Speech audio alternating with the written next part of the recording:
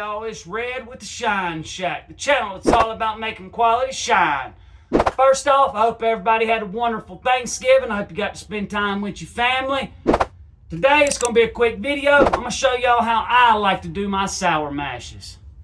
If you haven't already, please like, subscribe, and hell, tell a friend. It really helps the channel out, y'all. Let's get to mashing. Alright, we're going to start setting the barrel real quick. You don't have to use star sand. This is the only thing I use it on is my mash barrel. Just because they sit out here in the shack. Alright y'all, this is the leftover grain bed from the Still in the Clear's rye bourbon mash. It's 8.5 pounds of corn, 2 pounds of malted rye, and 1.5 pounds of malted barley. The yeast and everything is still in there. As long as you don't heat this up or let it sit dry, your yeast is still good. So we don't have to pitch yeast in this mash. Alright y'all, this is 7 pounds of malted corn I did back in the spring. This is going to be a 20-gallon sour mash. So I like to have 20 pounds of grain. 1 pound of grain per gallon when I do my sour mashes.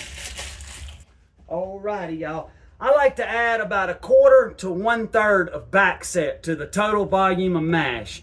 This here is going to be a 20-gallon mash, so I'm going to add 5 gallons of back set, so that's 1/4. Some people add all their back set back in. Some people don't add back set at all. You don't have to have back set to make a sour mash, as long as your grains are sour. But I like to have a little back set in there. This back set's about 120 degrees. You don't want your back set too hot. If your back set's too hot, it will kill your yeast in your grain bed that's left over from your previous mash. I like to save that yeast because you don't have to pitch yeast at the end. Here's our back set.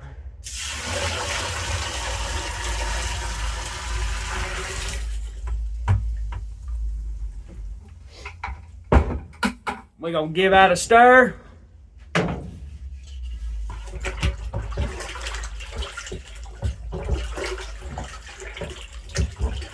Alrighty y'all, we're going to go ahead and add 20 pounds of sugar. That's 1 pound of sugar per gallon.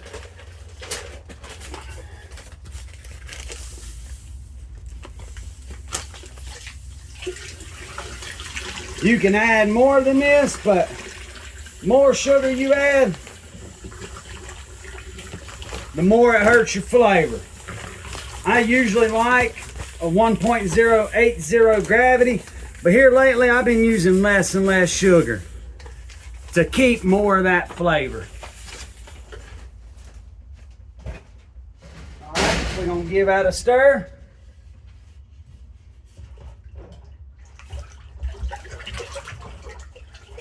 And I'm gonna mix it real good because this is probably only about 90 degrees in here. It's been getting pretty cold here at night, y'all, in North Carolina. So I do have me a thick insulated blanket wrapped around my mash barrel. And after this gets to working for a day or two and the cap comes to the top, I will float me an aquarium heater down in the middle of my mash barrel to keep it good and warm. I like to keep it around about 70 to 75 degrees on a grain mash. But you want to make sure your heater is in the middle of your mash barrel. You want to keep it off the bottom, your grain bed, and out of the top, your grain cap, or you will scorch them grains. Once you scorch a little bit of grains, you make a whole bunch of bad liquor. All right, I'll be back, y'all, when we go to fill her up with water. All right, y'all, next, we're going to fill it up with some spring water.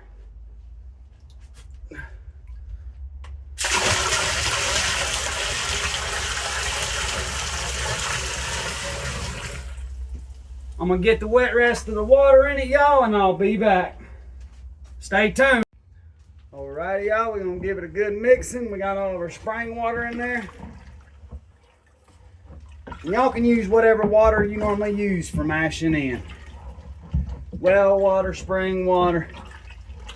And if you're forced to use city water, get you one of them real good RV filters that have activated carbon in it to help filter out some of that chlorine. Best water to use is some good old spring water though. This will work off for about 5 to 7 days.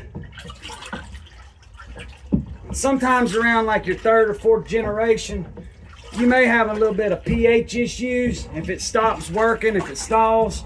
And if so, you can add some oyster shells at the beginning when you mash it back in. Or you can just add a little bit of baking soda to it and get you some pH strips or a meter and test your pH. That happens to me sometimes because sour mashes tend to be very acidic. Hey y'all, so this mash is working good, smells amazing. I tell you, malted grains add a whole nother level of complexity and make some damn good liquor. So here's our sour mash, y'all. It's done working. Smells really good and sour and sweet too. I love malt. Malted grains are my favorite. I could put them in every mash I make.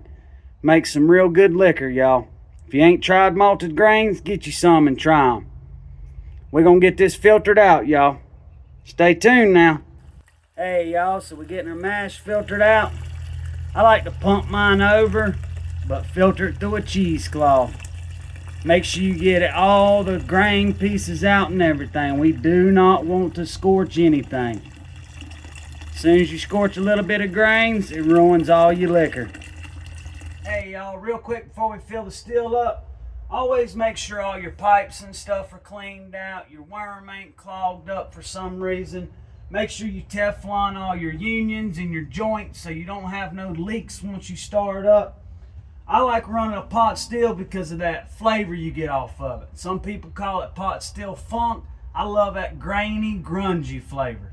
I like to run a thumper because it helps clean your shine up a little bit, and it helps you can infuse flavor through a thumper. I love running thumpers. I don't ever run liquor without a thumper. Some people don't like them. Everybody has their own opinion. Everybody likes what they like. It's technically a second distillation, but I do not look at it that way. You get 10, 15 proof points from using a thumper. Unless you put some high proof liquor in it, then you can get a little more than that. Alrighty, we're gonna get her filled up.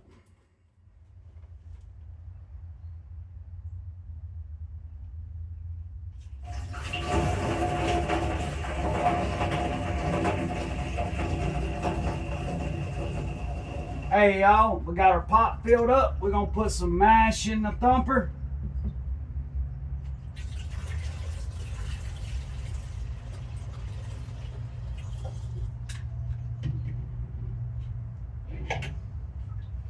Just a couple gallons. Hey y'all, just a reminder. So this is the mash after I've done pumped all the good usable liquid away.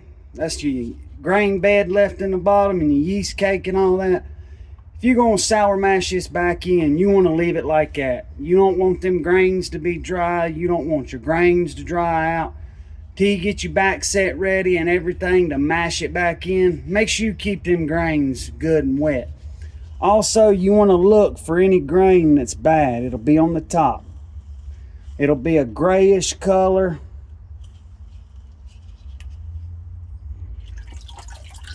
See, all that still looks good. You'll know it when it's spent grain. It'll be a grayish, brownish color. Just on the top. And if you do find some, toss it out and throw it away and just replace it with some fresh grain. That's it. You want to do that every time. Usually I don't start finding spent grain till about the third or fourth generation. Alrighty, y'all.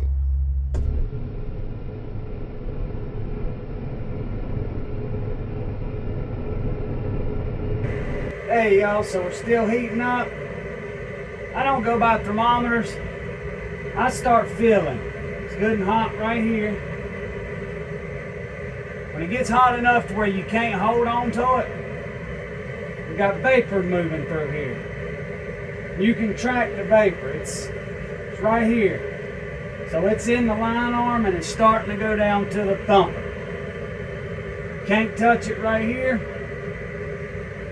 You can touch it out here. It's hot, but you can still touch it. And I will follow that all the way over until I feel it getting to my condenser. Then I know I'm about to start running. I don't care to have a thermometer in the vapor path or in the thumper or in the worm. I don't need none of that. Now I do check the temperature on my off take, the liquor coming out my worm. Ideally you want it between 68 and 70 degrees Fahrenheit. You don't want it too cold. You want the volatiles to be able to escape. But if you're a little over that, it'll be fine, or a little under that, it'll be fine. But I'm gonna keep on following it, and I'll be back when we start running off some heads. Hey y'all, so we just started running off heads. I'm gonna run off at least a half a gallon. 4 shots in heads are the same thing to me. I don't rerun heads, so I toss them. I'll at least run off a half a gallon, maybe a little more. It all depends on how it's tasting, how it's smelling, and how it's feeling in my fingers. But we're gonna run off these heads, and then when I go to switch to hearts, I got American white oak lump charcoal that I make. That's what my shine runs over and filters. If there's any nasty stuff left in it, it helps take that out. It helps really smooth it out and give it a good flavor. It does not strip flavor. That is not activated carbon. It's 2 totally different things. But I'm gonna run these heads off, and I'll be back when it's time to make the hearts cut, y'all. Alrighty, y'all. Oh yeah, that grain smells really in the front. It's not harsh on the nose anymore.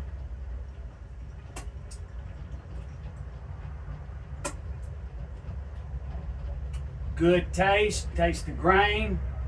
It's not harsh, it doesn't burn the nose, it doesn't burn the palate, it's good and smooth. We're gonna go ahead and make the hearts cut.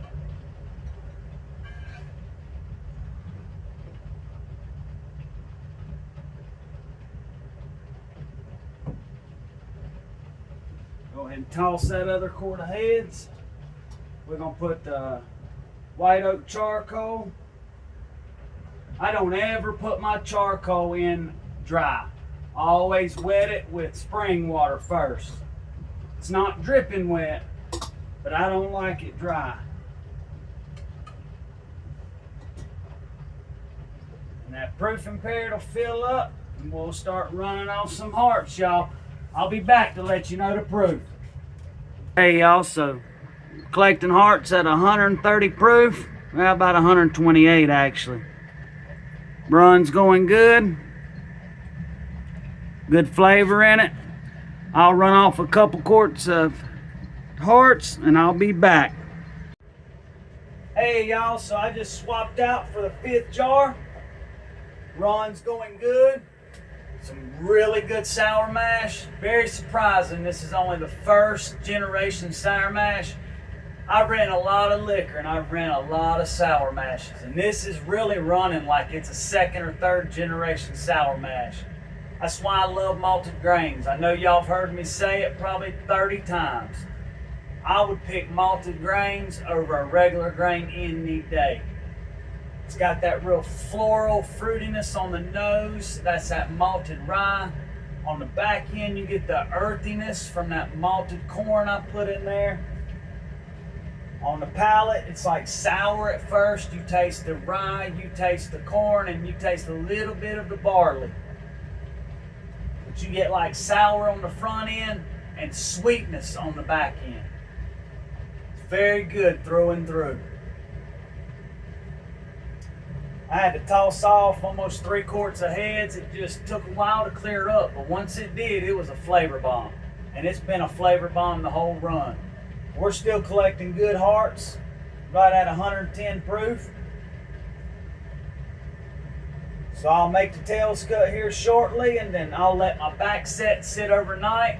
Tomorrow, it'll be about still 100, 120 degrees. I'll throw some sugar in there and some water to cool it down to around 90, and I'll toss it back in my mash barrel. I'll dump in a pound of sugar per gallon, and I'll mash it right back in. And I'll do that for about 4 or 5 generations, then I'll stop it. But I'll be back, y'all, when it's time to make the tails cut. Hey, y'all, so I just made the tails cut. I got 7 good quarts out of it. I ran off 1.5 quarts of tails, and It's not getting any better. It's staying grungy like wet dog, cardboard, kind of like dirty feet. It just, not really dirty feet, like I said, wet cardboard and dog. It's very oily to the touch. That good grain, that good malt smell, that good floral rye on the nose is just really, it's gone. It's just, smells like ass now.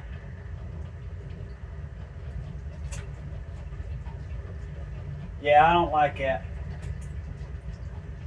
Yeah, we're gonna go ahead and make the tails cut, y'all. Y'all, so I just got the still shut down and all cleaned out, rinsed out real good. Got all my jars sitting there breathing. I'll let them breathe for 48 to 72 hours. Just depends on whenever I get back to them.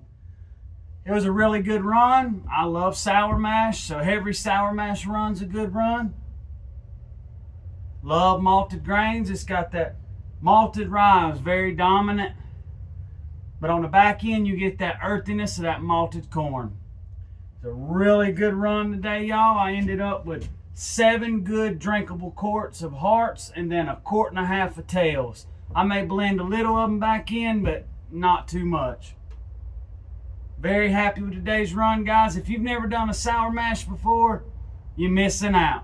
You need to do one to try it out. They're very simple, very easy, and they make a really good product, y'all.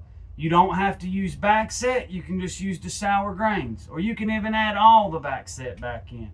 It's up to you. Try them all out, experiment with it, and see what you like best, what best suits you.